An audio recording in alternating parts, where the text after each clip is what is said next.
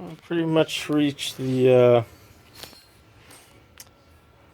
almost last stage of cutting, plasma cutting, and just removing rust.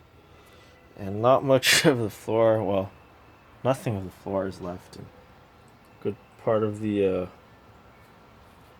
front wall here. I think people call this the firewall. I don't like that name, but a lot of that is gone. So I'd say probably half of the cab is gone.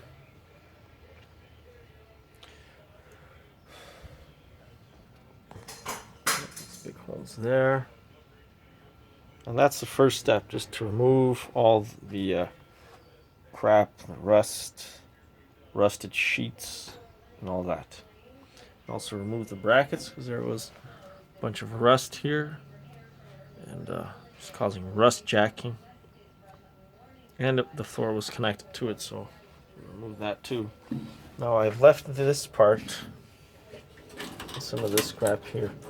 The channel on this side is gone. On the other side there was some left, but and the reason this part is going to be replaced as well, because as you can see, most of it is gone.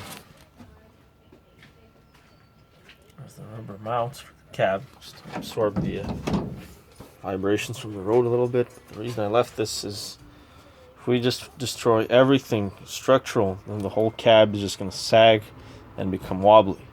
So I already got a piece of 3x2 pipe clamped onto that side, and we're going to do some welding on that side and some on this side.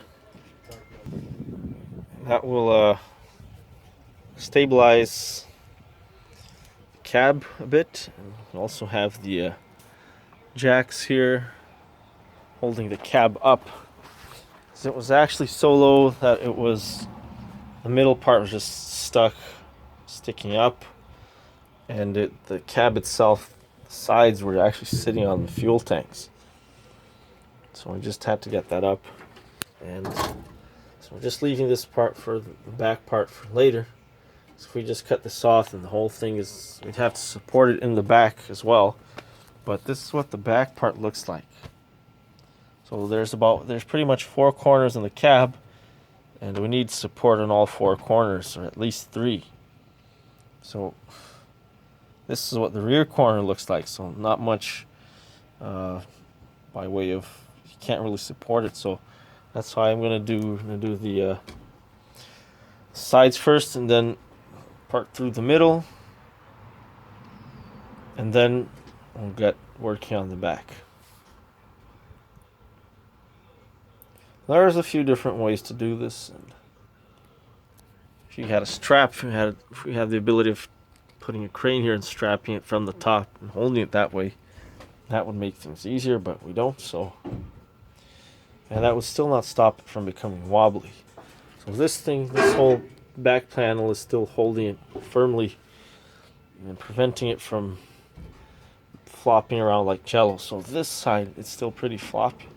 And again, the middle part, we just have that middle section there, keeping it square. Now once we put a pipe from here to there, that will really,